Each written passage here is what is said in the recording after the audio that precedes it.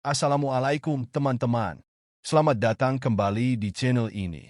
Semoga kalian selalu diberikan kesehatan dan ketenangan. Pada video kali ini, kita akan membahas cerita yang pastinya bikin kalian merinding. Sebelum kita mulai, jangan lupa untuk like video ini, komen di bawah, dan tentunya subscribe jika kalian belum. Aktifkan juga lonceng notifikasinya supaya kalian gak ketinggalan cerita-cerita horor lainnya. Malam terakhir di rumah angker. Malam itu, bulan sabit tersembunyi di balik awan gelap, meninggalkan dunia dalam kegelapan yang pekat. Di tengah hujan yang turun perlahan, sebuah rumah tua berdiri dengan aura yang menyeramkan, seolah menjadi saksi bisu dari cerita yang telah lama terkubur. Rumah itu dikenal oleh penduduk sekitar sebagai Rumah Sumarni. Telah kosong selama puluhan tahun sejak insiden tragis yang melibatkan keluarga pemiliknya. 4 sahabat, Raka, Dinda, Fajar, dan Lila, berdiri di depan pagar rumah dengan ekspresi yang campur aduk antara keberanian dan ketakutan. Kita hanya perlu bertahan semalam. Itu saja, kata Raka dengan suara tegas, mencoba meyakinkan yang lain. Meski begitu, hatinya sendiri terasa berdebar tidak karuan. Pintu kayu besar itu berderit ketika mereka mendorongnya perlahan, memperdengarkan suara yang terdengar seperti jeritan samar. Udara di dalam rumah terasa lebih dingin daripada di luar, membuat bulu kuduk mereka berdiri.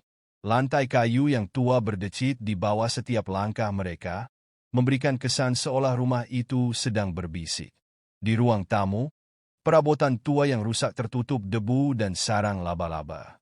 Sebuah lukisan besar tergantung di dinding, menampilkan seorang wanita dengan tatapan dingin yang tampak mengikuti mereka kemanapun bergerak. Fajar menyalakan senter dan mencoba mengintip ke sudut-sudut ruangan. "Aku tidak suka ini," gumam Dinda, suaranya bergetar. Namun, mereka semua sepakat untuk melanjutkan, karena rasa malu untuk mundur lebih besar dari rasa takut mereka. Di tengah eksplorasi mereka, sebuah suara pelan seperti langkah kaki terdengar dari atas. Semua terdiam, saling pandang dengan tatapan penuh tanya. "Mungkin itu tikus," kata Lila dengan nada memaksa, meski ia sendiri tidak yakin. Namun langkah itu terdengar terlalu berat untuk seekor tikus, dan gerakannya terlalu teratur. "Kita harus memeriksanya," ujar Raka, berusaha terdengar tegar. Tapi tidak ada yang ingin bergerak.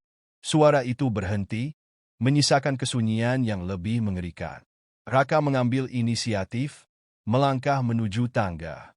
"Kalau kita tidak tahu apa yang ada di atas sana, kita tidak akan bisa bertahan semalam," katanya, setengah meyakinkan diri sendiri. Yang lain tidak punya pilihan selain mengikuti. Lantai atas terasa lebih dingin, seolah ada sesuatu yang menyerap hangatnya udara. Koridor panjang dengan deretan pintu di kedua sisinya terlihat seperti mulut raksasa yang siap menelan siapapun yang melangkah masuk. Salah satu pintu di ujung lorong sedikit terbuka, memancarkan cahaya redup yang tampak tidak berasal dari senter mereka. "Siapa yang menyalakan lampu?" tanya Fajar dengan suara berbisik. Tapi tidak ada yang menjawab. Raka mendorong pintu itu lebih lebar, dan di dalamnya mereka menemukan sebuah kamar yang tampaknya pernah digunakan sebagai ruang kerja. Di tengah meja besar, terdapat buku tebal dengan kulit hitam yang sudah usang. Saat Raka membuka buku itu, halaman-halamannya kosong, kecuali satu kata di tengah-tengah halaman pertama, "Pergi." Ketegangan semakin memuncak. Mereka mulai merasa bahwa rumah ini lebih dari sekadar bangunan tua.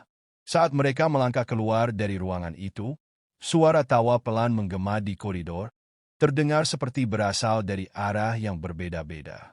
Lila mencengkeram tangan Dinda, wajahnya pucat pasi. "Kita tidak seharusnya berada di sini," bisiknya, hampir menangis. Namun sebelum mereka bisa memutuskan apapun, suara pintu berderak keras terdengar dari lantai bawah, seperti ada sesuatu yang bergerak dengan paksa. Panik, mereka bergegas turun, hanya untuk menemukan ruang tamu telah berubah. Perabotan yang tadinya berantakan kini tersusun rapi, dan lukisan wanita di dinding itu tersenyum lebar, senyum yang tidak mereka lihat sebelumnya. Malam itu semakin menjadi-jadi. Waktu terasa melambat, dan suara-suara aneh mulai terdengar dari segala arah, bisikan, langkah kaki, bahkan tangisan samar. Raka, yang selama ini berusaha menjadi pemimpin, mulai kehilangan kendali atas emosinya.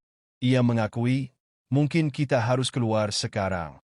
Tapi ketika mereka mencoba membuka pintu utama, pintu itu tidak mau bergerak, seperti terkunci dari luar. Ini jebakan? Seru Fajar, panik. Raka mencoba mendobrak pintu, tetapi gagal. Sementara itu, Lila menangis terisak, memohon agar mereka menemukan cara untuk keluar. Di tengah kepanikan itu, Dinda menunjuk ke salah satu jendela. Ada seseorang di luar, katanya dengan gemetar. Mereka semua melihat ke arah jendela, dan benar saja, sesosok bayangan berdiri diam, memandang ke dalam rumah. Tetapi bayangan itu tampak tak bergerak meski hujan mengguyur deras. Mereka memutuskan untuk berlindung di salah satu kamar di lantai bawah, berharap malam segera berlalu. Namun, saat mereka mencoba menenangkan diri, suara ketukan terdengar dari balik pintu kamar. "Jangan buka," bisik Dinda, tapi Raka yang penasaran tak bisa menahan diri. Ia membuka pintu dengan cepat, dan tidak ada apa-apa di sana, hanya kegelapan. Namun, ketika ia menutup kembali pintu itu, suara napas berat terdengar di belakang mereka.